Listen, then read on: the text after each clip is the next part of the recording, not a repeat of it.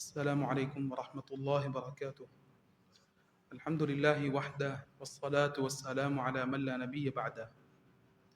அன்புக்குரியவர்களே, கண்ணியமானவர்களே, மூன்று விஷயங்களை மனிதர்கள் ஒரு கோணத்தில் பார்க்கின்றார்கள். ஆனால் அது அப்படி கிடையாது, இப்படித்தான் என்று ரசூல் ஸல்லல்லாஹு அலைஹி வஸல்லம் ஹதீஸிலே சொல்லி காட்டினார்கள். அந்த மூணு விஷயத்தையும் ஸல்லல்லாஹு அலைஹி வஸல்லம் அவர்கள் சொல்லும் பொழுது சத்தியமிட்டு சொன்னார்கள்.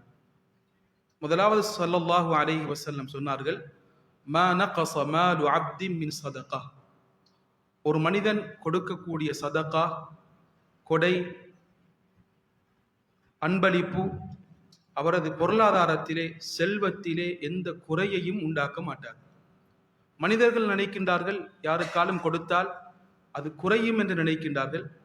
ரசூல் ஸல்லல்லாஹு அலைஹி வஸல்லம் அவர்கள் சத்தியமிட்டு சொன்னார்கள், நீங்கள் கொடுத்தால் குறைய மாட்டாது, நீங்கள் கொடுத்ததை விட பல மடங்குகளாக மீண்டும் கிடைக்கும் என்று ரசூல் ஸல்லல்லாஹு அலைஹி வஸல்லம் சொன்னார்கள். வமா துன்ஃபிகு மின் கைரின் யுவஃப இலைக்கும் வ அன்தும் லா துஃலமூன்.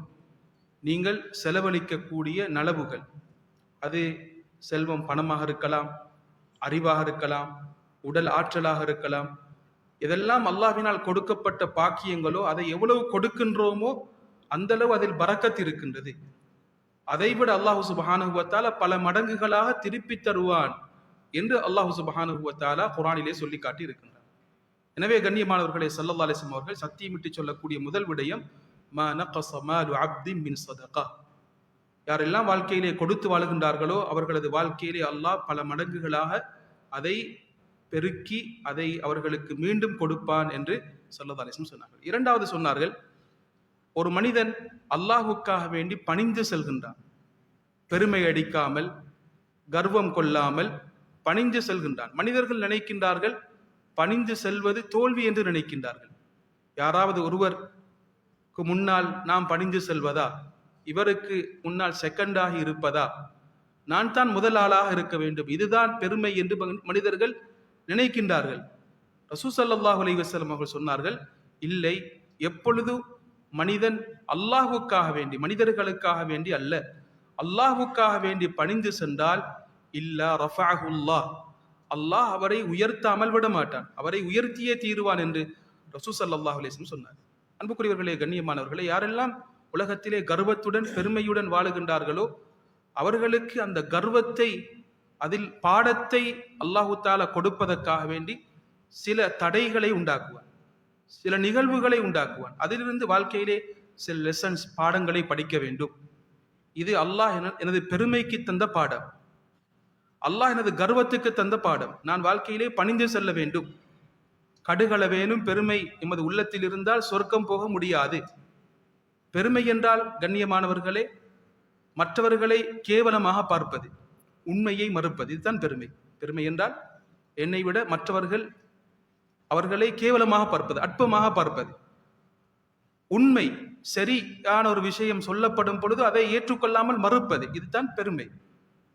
கண்ணியமானவர்களே, இதை விட்டுவிட்டு யார் உண்மையை ஏற்றுக்கொள்வார்களோ, மற்றவர்களை ரெஸ்பெக்ட் பண்ணுவார்களோ, அவர்கள் எம்மை விட அந்தஸ்தில், அழகில், செல்வத்தில் குறைந்தவர்களாக இருந்தாலும் அவர்களை மதித்து வாழ்வார்களோ அல்லாஹ் அவர்களையும் உயர்த்தியே தீரும்.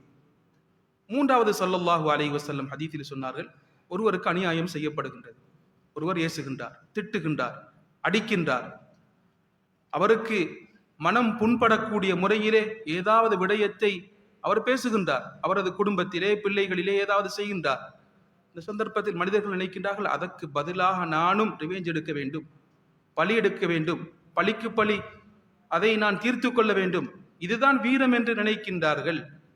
ரசூல் ஸல்லல்லாஹு அலைஹி வஸல்லம் சொன்னார்கள், இல்லை, இதல்ல வீரம். ஒருவர் மன்னிக்கின்றார், அல்லாஹ் அவரது கண்ணியத்தை கூட்டுவார். அநியாயம் செய்யப்படும் பொழுது அதற்கு அவர் பழிக்கு பழி வாங்காமல் அவர் மன்னிக்கின்றார், அல்லாஹ் சுப்ஹானஹு வ தஆலா அவரை உயர்த்தியே தீருவான், அவருக்கு உயர்வை கொடுப்பான் என்று ரசூல் ஸல்லல்லாஹு அலைஹி வஸல்லம் அவர்கள் ஹதீஸிலே சொல்லி காட்டினார்கள். இந்த மூன்றை வாழ்க்கையிலே கடைபிடிப்போம் கண்ணியமானவர்களே. எப்பொழுதும் எமக்கு அல்லாஹ் எதெல்லாம் தந்திருக்கின்றானோ அவைகளை கொடுத்து வாழ்வோம், அல்லாஹ் நிறைய தருவார். எப்பொழுதும் பணிந்து செல்பவர்களாக இருப்போம். யாருக்கு முன்னாலும் நான் பணிந்து செல்வதை கேவலமாக பார்க்கக்கூடாது. உலகத்தில் பெருமை அடிப்பவர்கள் உயர்வானவர்கள் என்று நினைக்கின்றார்கள். அவர்கள் மற்றவர்களின் பார்வையிலே கேவலமானவர்களாகத்தான் இருக்கின்றார்கள். யாரெல்லாம் பணிந்து செல்வார்களோ அவர்கள் மற்றவர்களின் பார்வையிலே உயர்ந்தவர்களாகத்தான் இருக்கின்றார்கள்.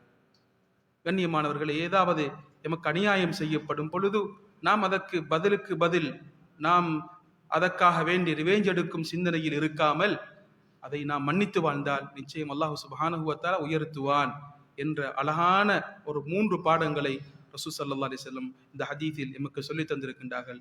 இதிலிருந்து பாடம் படித்து நல்ல பண்புள்ளவர்களாக ஆகுவதற்குரிய தௌஃபீக்கை அல்லாஹ் அனைவருக்கும் தந்தருள்வானாக. வாஹிரு தஅவானா அல்ஹம்துலில்லாஹி ரப்பில் ஆலமீன். வஸ்ஸலாமு அலைக்கும் வரஹ்மத்துல்லாஹி வபரகாத்துஹு.